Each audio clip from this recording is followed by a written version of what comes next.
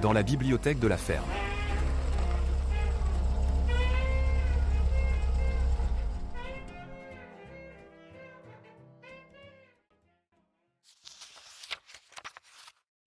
Les marchés nationaux.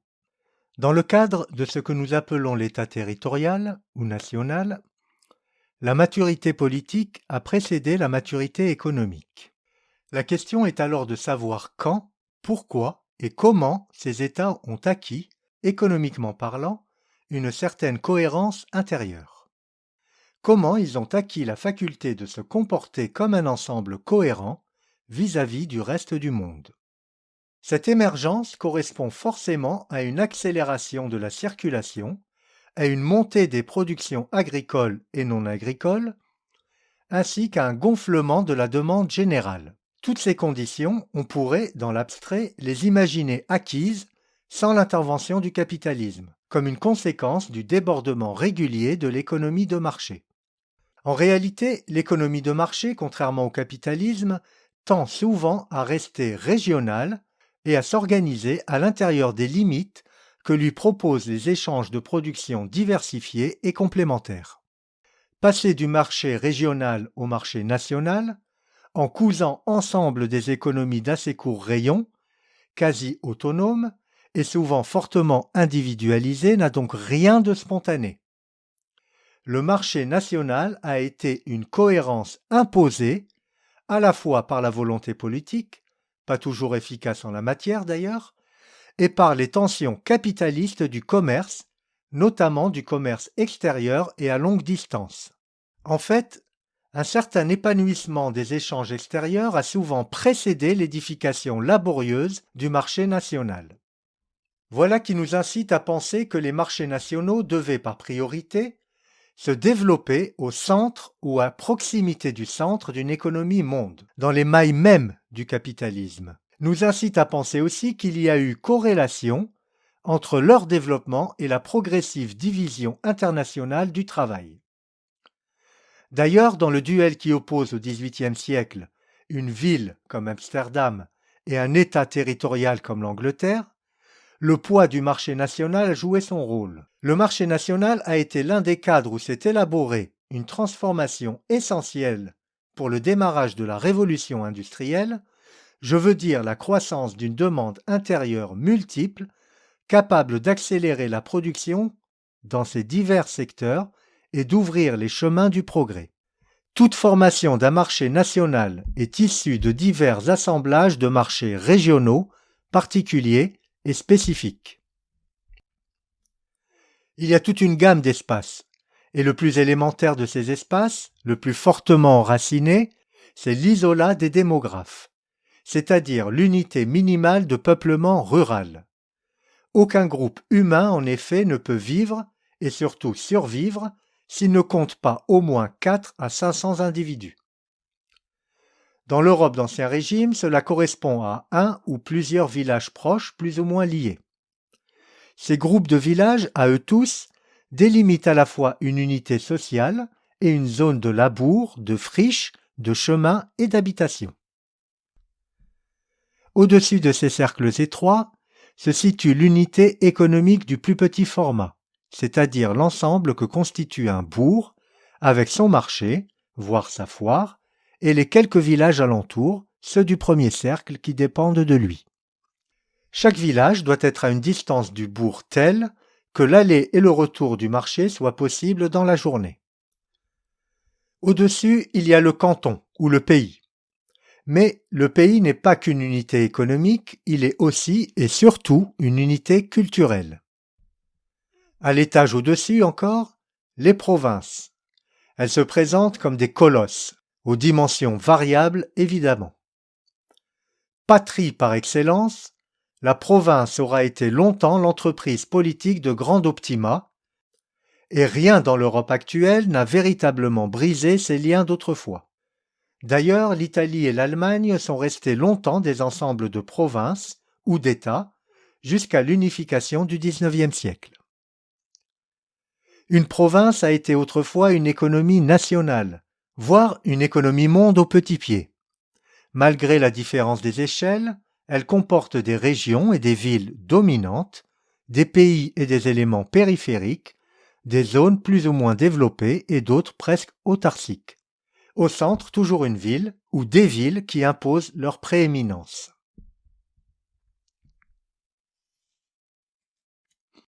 Le marché national est un réseau aux mailles irrégulières, souvent construit en dépit de tout, en dépit des villes trop puissantes qui ont leur propre politique, en dépit des provinces qui refusent la centralisation, en dépit des interventions étrangères qui entraînent des ruptures et des brèches. Sans compter les intérêts divergents de la production et des échanges. Pensons au conflit en France entre les ports atlantiques et les ports méditerranéens, ou entre l'intérieur et la façade maritime. Enfin, le marché national s'est souvent construit aussi en dépit des enclaves d'autosuffisance que nul ne contrôlait. Rien d'étonnant donc qu'il y ait eu à l'origine du marché national une volonté politique centralisatrice, qu'elle soit fiscale ou administrative, militaire ou mercantiliste. Lionel Rothruenge définit le mercantilisme comme le transfert de la direction de l'activité économique de la commune à l'État. Mieux vaudrait dire transfert des villes et des provinces à l'État. Au XVIIe siècle, de toute évidence, Amsterdam, qui aura été en quelque sorte la dernière survivance urbaine, retarde l'essor de la France et de l'Angleterre. Ne faudra-t-il pas la nouvelle poussée économique du XVIIIe siècle pour que le verrou saute et que l'économie se place sous le contrôle des États et des marchés nationaux, ces puissances lourdes auxquelles tout dès lors sera permis? Donc, il n'est pas étonnant que les États territoriaux, réussite politique précoce, n'atteignent que tardivement la réussite économique qu'a été le marché national. Reste à savoir comment ce passage, préparé à l'avance, s'est opéré et pourquoi. Alors, nous ne sommes pas à la recherche d'un marché national parfait, qui n'existe même pas de nos jours. Ce que nous cherchons, c'est un type de mécanismes intérieurs et de rapports avec le vaste monde. Nous cherchons une économie volumineuse, en somme, étalée largement dans l'espace, territorialisée, comme on dit parfois, et assez cohérente pour que les gouvernements parviennent plus ou moins à la modeler et à la manœuvrer. Le mercantilisme, c'est justement la prise de conscience de cette possibilité de manœuvrer ensemble l'économie d'un pays. Autant dire, pour abréger, que le mercantilisme, c'est la recherche déjà d'un marché national. Le marché national permet de saisir ce qui différencie en profondeur l'économie territoriale, celle d'un État, de l'économie urbaine, celle d'une ville ou d'une cité. Et ce n'est pas tant une question de volume ou d'étendue. Les deux systèmes dominent une économie internationale, ils ont des colonies et ils ont des banques centrales qui appuient leur impérialisme économique et leur domination financière. Impérialisme, colonialisme, nous dit Braudel, sont aussi vieux que le monde est monde, et toute domination accentuée sécrète le capitalisme, comme je l'ai répété souvent pour en convaincre le lecteur et m'en convaincre moi-même. En fait, selon Braudel, ce qui distingue le système nation et le système ville, voire qui les oppose, c'est leur organisation structurelle propre. L'État-ville, comme Amsterdam, échappe aux lourdeurs du secteur dit primaire. L'essentiel, sinon la totalité du secteur primaire qu'implique leur subsistance, et même leur luxe, est largement extérieur à Amsterdam, ou à Venise ou à Gênes. Cet extérieur travaille pour les cités sans qu'elles aient à se soucier des difficultés économiques ou sociales de la production. Au contraire, les États territoriaux, aux prises avec leur lente construction politique et économique, sont restés longtemps englués dans cette économie agricole si lourde à pousser en avant. La construction politique d'un vaste État, surtout s'il s'édifie par la guerre, comme c'est largement le cas, suppose un budget important, un appel croissant à l'impôt, lequel exige une administration, laquelle exige à son tour plus d'argent et plus d'impôts. Mais Dans une population à 90% rurale, le succès de la fiscalité suppose que l'État atteigne efficacement la paysannerie et que celle-ci sorte de l'autosuffisance, accepte de produire un surplus, de le vendre sur un marché et de nourrir les villes. Car la paysannerie doit, mais plus tard, beaucoup plus tard, s'enrichir suffisamment pour grossir la demande des produits manufacturés et faire vivre à son tour l'artisanat. L'État territorial en formation a bien trop à faire pour s'engager dans la conquête immédiate des grands marchés du monde. Il a besoin pour vivre, pour boucler son budget, de promouvoir la commercialisation de la production agricole et artisanale, et il a besoin d'organiser la lourde machine de son administration. L'Angleterre a dû parvenir à cet équilibre difficile de l'agriculture, du commerce, des transports, de l'industrie, de l'offre et de la demande qu'exige tout achèvement d'un marché national, mais, une fois constitué, le marché national est un surcroît de puissance et l'Angleterre s'est révélée un rival infiniment supérieur à la petite Hollande. Et si la révolution commerciale qui a soulevé la Hollande ne l'a pas menée à la révolution industrielle, c'est sans doute, entre quelques autres raisons, parce que la Hollande ne disposait pas d'un véritable marché national.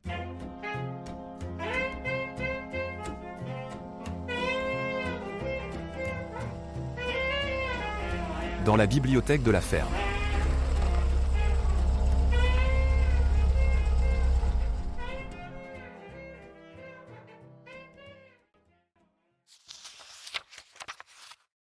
Alors comment peser globalement les économies nationales en voie de formation ou déjà formées? Il y a le patrimoine, mais il est difficile à mesurer. Il y a le revenu national, ou le PNB. Et enfin, il y a le revenu pro capite, c'est-à-dire le revenu par tête. Le revenu pro capite, c'est le rapport PNB-population. Si la production grandit plus vite que la population, le revenu par tête augmente. Dans le cas inverse, il diminue. Ce revenu par tête peut aussi stagner. Pour qui cherche à mesurer la croissance économique, c'est le coefficient clé, celui qui détermine le niveau de vie moyen de la masse nationale et l'évolution de ce niveau de vie. Pour planifier sans trop de risques une modernisation économique rapide, il est indispensable de distinguer deux observations qui ne vont pas toujours de pair. Celle qui met en cause le PNB et celle qui touche au revenu pro capite. En gros, si je prends dans ma lunette le PNB, je suis attentif au développement qui touche aux structures. Par contre, si j'oriente l'observation sur le PNB par tête, je suis plutôt sur l'axe de la croissance. Dans le monde actuel, il y a donc des économies où les deux mouvements coïncident, comme dans l'Occident, où la tendance alors est de ne plus utiliser qu'un seul mot, mais dans d'autres économies, au contraire, le PNB et le PNB par tête se distinguent et même se contrarient.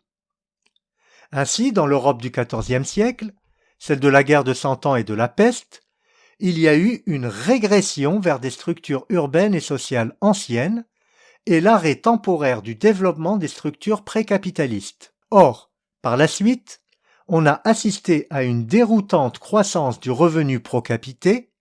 En effet, jamais l'homme d'Occident n'a autant mangé de pain et de viande qu'au XVe siècle.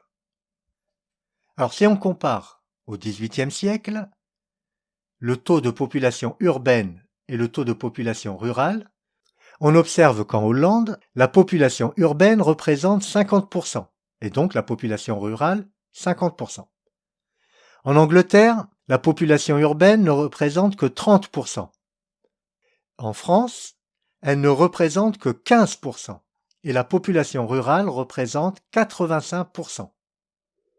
Alors selon Braudel, le rapport entre les produits de l'agriculture et les produits de l'industrie s'est partout en Europe modifié en faveur de l'industrie, mais lentement.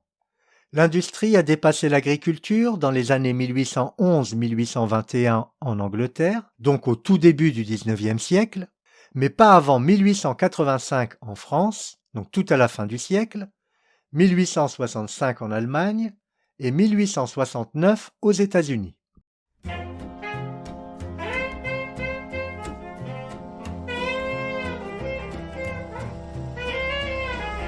dans la bibliothèque de la ferme.